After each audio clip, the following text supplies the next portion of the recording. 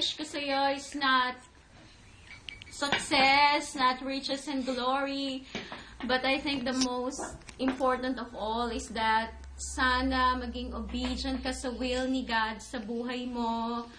And you're 18 now, you're a lady, a woman, life's no longer a playground.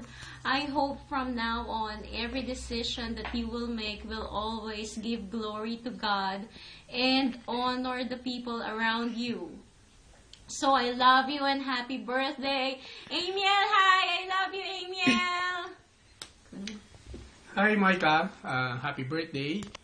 Ang wish namin sa iyo this 18th birthday mo is a great holiday and a great day for you.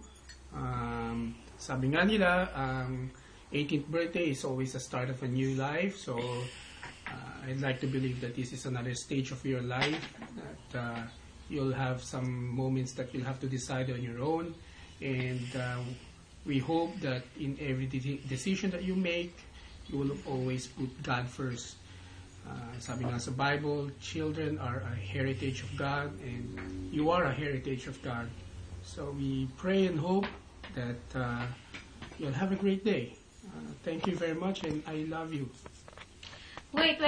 Mommy and Daddy, Ate Marlon, and everybody from Manila, thank you very much for making this happen. Bye! See you!